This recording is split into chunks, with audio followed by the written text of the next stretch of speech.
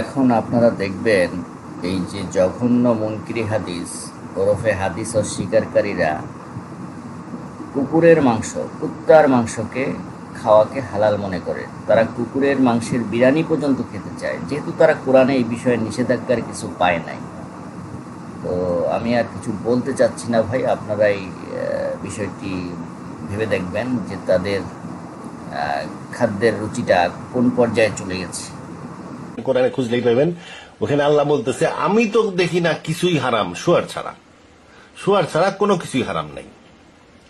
আপনি যদি একজন কোরিয়ান লোক যদি মুসলমান হয়, যে ছোটবেলার থেকে কুত্তা খাওয়া অভ্যাস, তার মা তাকে কুত্তা খাওয়া শিখাইছে, ভালো ভালো করে মজা মজা করে শিখছে, কুত্তার কাবাব খাওয়াইছে, কুত্তার ঝোল খাওয়াইছে, কুত্তার বোনা মাংস খাওয়াইছে, তার কাছে কুত্তা একটা ভালো জিনিস। সে মুসলমান হইলে আপনি তাকে বলতে পারবেন না যে কুত্তা খাও না।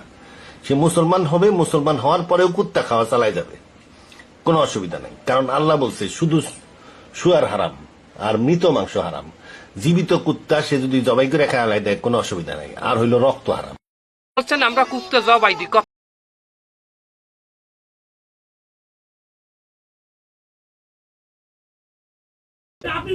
আল্লাহকে ভয় করে এই পর্ব এখানে শেষ করে, ঠিক আছে? আপনি চলে যাবেন? চলে যাবো ভাই। তা আপনি তওবা করে যেতে হবে, নাহলে আমি পুলিশ ডাকবো। আমি আল্লাহর কাছে না আমার ভুল না, আপনি বুখারী মুসলিমকে জাল বলছেন। সে আমার মেহমান, আমি তাকে একটু মেহমানদারি করব, কি দিয়ে তাও বলে দেই, ভাত ডাল সবজি আর কুত্তার গোশত। কারণ কুত্তার গোশত খাওয়া হারাম, এটা কোরআন শরীফের কোথাও নাই। আছে কুত্তার গোশত খাবে না। প্রিয় ভাইরা, আপনারা একজন মুনকিরি হাদিস ওরফে নব্য নাস্তিক, এরা তো আসলে নাস্তিক, কিন্তু এরা শুধু মুখে বলে এরা কোরআন মানি।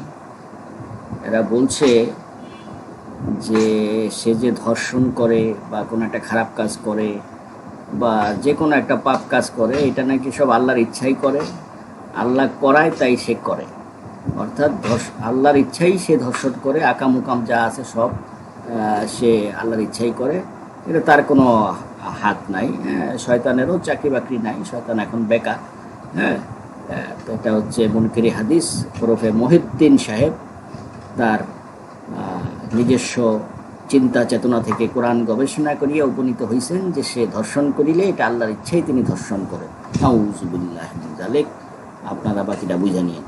আমি যে লাশের গোসল করাই, এটা তো আল্লাহর ইচ্ছাই করাই, আল্লাহর ইচ্ছাই করাই। মানে আপনি ধর্ষণ করলে সেটা আল্লাহর ইচ্ছা আপনি ধর্ষণ করেন।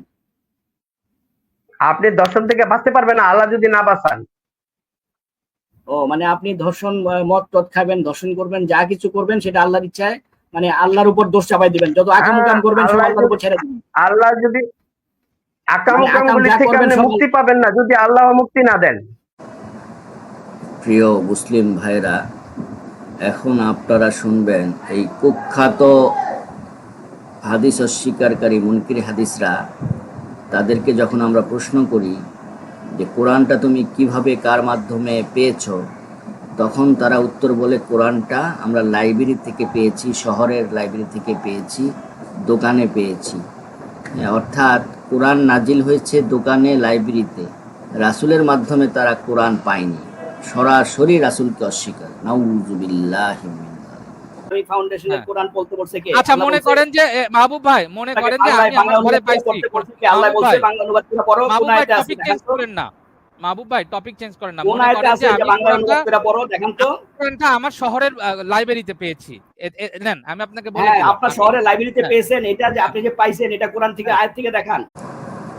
এখন আপনারা শুনবেন কুখ্যাত হাদিস অস্বীকারীরা বলছে যে মসজিদে যাওয়া সৎকর্মের অন্তর্ভুক্ত না, অর্থাৎ মসজিদে যাওয়াটাকে তারা নাজায়েজ মনে করে। কেননা তাদের কথা হলো আল্লাহ তো বলছেন যে তিনি তার বান্দার ঘাড়ের শিরারও শাহরগের নিকটে থাকেন, তাহলে কষ্ট করে ইট পাথরের মসজিদে যেতে হবে কেন? নাউযুবিল্লাহি মিন যালিক। আপনারা লক্ষ্য করছেন যে এই কুখ্যাত হাদিস অস্বীকারীরা মানুষকে মসজিদে যেতে বারণ করছে। নাউযুবিল্লাহ। নামাজ পড়লে আল্লাহ আপনাকে জান্নাতে দেবে। আল্লাহ কেন বল সৎ কাজ, তো আমাদের সৎ কাজ করতে হবে। কোরআনে পরিষ্কার দেখতে পাই আল্লাহ প্রতিটি মানুষের, আল্লাহ বলে আমি প্রতিটি মানুষের শাহরগের অতি নিকটে অবস্থান করি। তাহলে কেন আমি আল্লাহ কুস্তি ইট পাথরের মসজিদে যাব? আর যেই সব মোল্লারা বলে বেড়ায় 5 ওয়াক্ত নামাজ না পড়লে দুজকের আগুনে নিক্ষেপ করা হবে, এই কথাটি কি তাদের মন গড়া কথা নয়? সেটা আপনারা যারা এখানে বিজ্ঞজন আছেন আপনারা একটু বিবেচনা করবেন। আমি আবার বিনয়ের সহিত আমি অত্যন্ত ক্ষমা প্রার্থনা করতেছি, আপনাদের অতি মূল্যবান সময় নষ্ট করে ফেলেছি। আপনাদের আমি এই কথাগুলো তুলে ধরতে আমার ধৈর্য শ্রুতি ঘটাইছি, তার জন্য আমি প্রত্যেকের কাছে ক্ষমা প্রার্থনা করি। সালামুন আলাইকুম।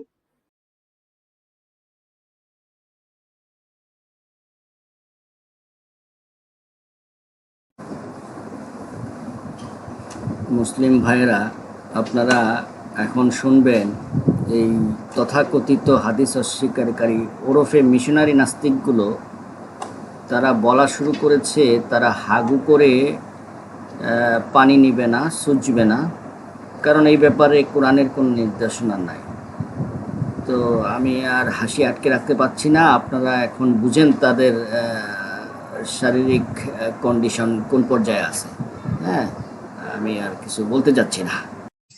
আপনি পাশায় মাটি মাখাবেন না, মাখলে ওইভাবেই চলে আসবেন কেন? আপনাকে কি বলছে নাকি কোন কোরআন হাদিসে আপনি পায়খানা করে আপনার পানি নিতেই হবে, ঢিলাকুলুপ নিতেই হবে বাধ্যতামূলক বলছে নাকি? বলছে কোথায় আছে নাকি? নিতেই হবে, নাইলে পাপ হবে, জাহান্নামে যাবে, মানে কোথায় আছে আমাকে একটু বলবেন? আপনার কথার ব্যালেন্স আছে বলেন তো শফিউল আলম ভাই?